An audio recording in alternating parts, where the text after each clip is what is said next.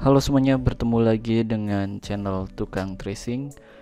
Oke, pada video kali ini aku akan membahas tentang Adobe Stock sesuai dengan judul yang ada pada video ini. Intinya adalah faktor apa yang menyebabkan royalti hasil dari download di Adobe Stock itu berbeda-beda. Bahkan ada yang murah-murah banget dan ada juga yang mahal-mahal banget.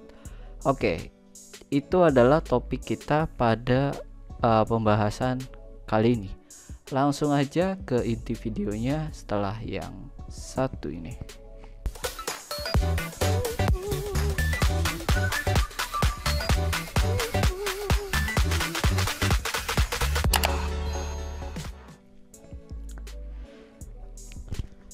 Oke, intinya adalah aku jelaskan dulu ya dari beberapa sumber yang sudah aku baca. Dari jenis-jenis marketplace microstock itu berbagai macam jenisnya ya teman-teman. Salah satunya ada yang namanya Adobe Stock, kemudian ada juga yang namanya Shutterstock, kemudian Freepik dan lain sebagainya ya. Listnya mungkin ada di sini, teman-teman bisa lihat ini beberapa agensi atau marketplace yang aku join di situ ya. Oke. Nah, dari semua microstock ini semuanya punya aturan yang berbeda-beda. Kalau misalkan Freepik itu ketika kita mengharapkan hasil besar ataupun royalti besar itu agak sulit teman-teman ya, karena sistemnya itu berdasarkan level dan pembagian royalti dari level akun kita. Nah, di sini aku bisa coba buka akun Freepik contributor aku ya. Di sini masih levelnya level 3 dan untuk average per downloadnya itu masih 0,38 euro. Jadi satu download itu aku rata-rata hanya mendapatkan 0,03 euro ya untuk di Freepik gitu. Dan ini nanti berbanding lurus dengan jumlah downloadnya, dan susah ketika kita mendapatkan average yang lebih tinggi dari itu. Seperti itu. Kalau misalkan Shutterstock itu pembagiannya adalah coba cek dulu ya, itu berdasarkan persentase dari level kita ya. Jadi di akunnya itu nanti teman-teman bisa cari, itu ada level-levelnya ya. Jadi level sekian itu pendapatannya berapa gitu ya, level sekian itu pendapatan berapa, itu pembagian dari royaltinya. Nah, sedikit banyaknya supaya teman-teman tahu dulu ya, mau fokus ke agensi ataupun marketplace yang mana gitu. Pembagiannya jika Freepik itu kita hanya dapat dari per download yang sangat kecil. Kemudian kalau misalkan Shutterstock itu kita bisa dapat besar sesuai dengan jumlah aset dan level kita gitu ya. Nah, cara untuk naikin levelnya bagaimana mungkin di video yang lain aku akan bahas. Oke, kita masuk ke intinya, ke bagian yang Adobe Stock. Nah, Adobe Stock sendiri untuk sistem pembayarannya itu sama royalti, hanya saja bedanya buyer itu bisa memilih jenis lisensi yang ingin dipilih atau dibeli gitu ya. Contoh, aku di sini ada buka marketplace ininya ya, Adobe Stocknya. Ini akunnya akun buyer ya, untuk sebagai pembeli. Nah, di sini ketika kita ingin download itu ada pilihannya gitu ya, lisensinya. Nah, faktornya apa ketika kita mendapatkan royalti besar? Faktornya adalah buyer itu beli ataupun download dengan lisensi yang extended lisensi, karena harganya jauh berbeda ya. Misalnya buyer download dengan standar lisensi, itu royaltinya itu sangat kecil teman-teman ya. Aku akan coba spill. Nah, ini yang standar lisensi itu nggak jauh-jauh dari 0,9, kemudian berapa ya, 1, sekian dolar gitu ya. Sebentar, ada lagi Adobe Stock yang daily earning lagi. Nah 0,8 begitu ya. Kemudian nah ini ada yang besar itu dan ini juga ada yang 1,2.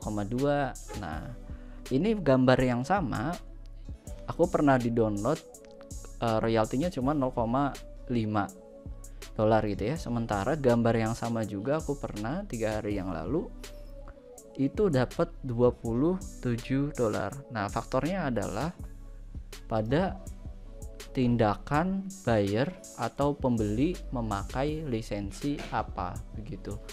Jadi ketika teman-teman bingung kok ini bisa besar ini kecil, itu faktornya apa ya? Faktornya ini ya, buyernya ini download pakai lisensi apa begitu. Karena biasanya buyer pun akan menyesuaikan dengan kebutuhan dari downloadnya tersebut, karena ada ketentuannya masing-masing teman-teman ya. Yang free itu batasannya bagaimana, yang extended itu batasannya bagaimana, itu semuanya sudah diatur di Adobe Stock-nya. Jadi intinya adalah faktornya pada buyer. Jadi kita tidak bisa menentukan aset kita bisa mahal atau murah itu bagaimana gitu. Kita tidak bisa menentukan. Yang bisa menentukan hanyalah buyer memilih lisensi, jenis lisensi yang apa begitu ya.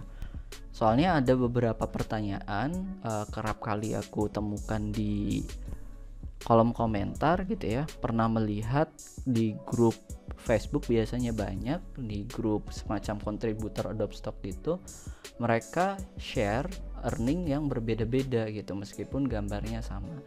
Jadi kan pada bingung nih, ini apakah di setting atau bagaimana gitu ya di ininya.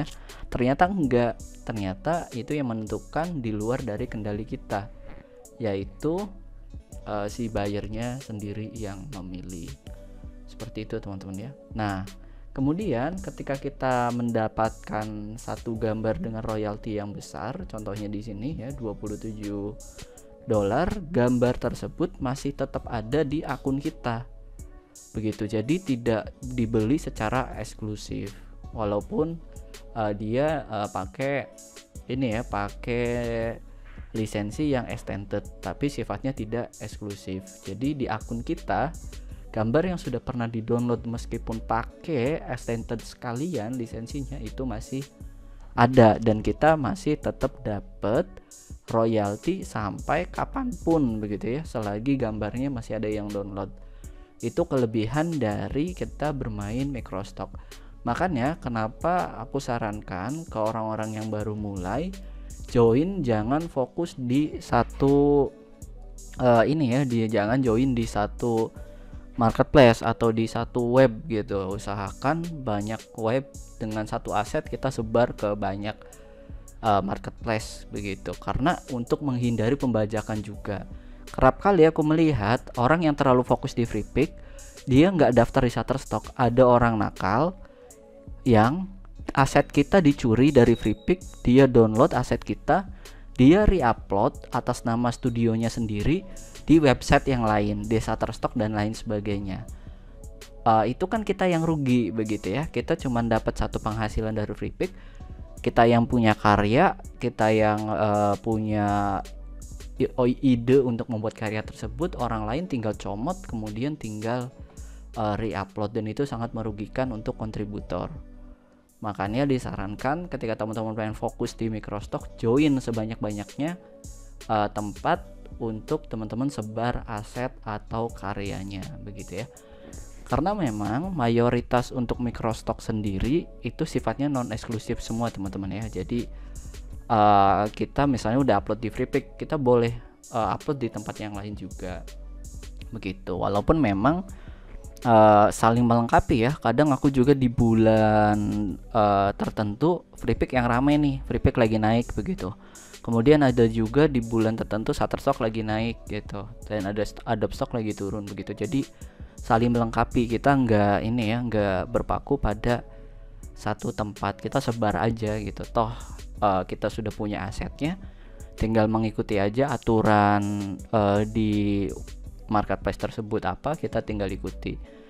Paling bedanya cuman masalah di file aja sih. Kayak contohnya di Freepik itu meminta 2 file, gambar format .jpg dan IPS maksimal EPS 10. Kemudian di Shutterstock hanya meminta file EPS-nya aja. Kemudian di Adobe Stock itu file EPS dan file JPG disatukan dalam format zip. Paling bedanya gitu-gitu aja sih. Kalau untuk asetnya, satu aset kita bisa sebar ke banyak tempat begitu ya, dengan harapan di tempat satunya kosong, di tempat yang lainnya bisa rame begitu, saling melengkapi aja. Soalnya bisa banget sih untuk kedepannya kita sebagai microstock contributor gitu ya, itu bisa menjadi profesi utama dan penghasilan utama dari situ. Itu bisa banget teman-teman ya. Jadi walaupun kelihatannya downloadnya cuman $0,9, cuman $1,2, itu kan ketika akun kita sudah di-download gambarnya sebanyak 1000 kali dikalikan dengan $1,5 atau $1, itu kan sudah $1000 teman-teman ya. $1000 dikalikan dengan kurs sekarang itu lebih dari 15 juta gitu ya. Dan apakah mungkin mendapat 1000 download gitu ya? Itu sangat mungkin. Caranya bagaimana? Naikin kualitas gambar, perbanyak portfolio atau aset di akun kita begitu ya. Jadi kita bisa mengasumsikan misalnya kita punya 1000 aset, yang laku hanya 10%, yang download hanya 10% dari 1000, itu sudah dapat 100 teman-teman ya, udah dapat 100 download begitu. 100 download, misalnya satu download royaltinya $1, itu sudah dapat $100. Bayangkan jika aset kita sudah 2000, 3000, 4000 aset dan lain sebagainya begitu. Karena memang yang berat sih sebetulnya ngejalaninya ya. Kalau ngitung-ngitungnya memang gampang aja sih untuk hitung-hitungannya.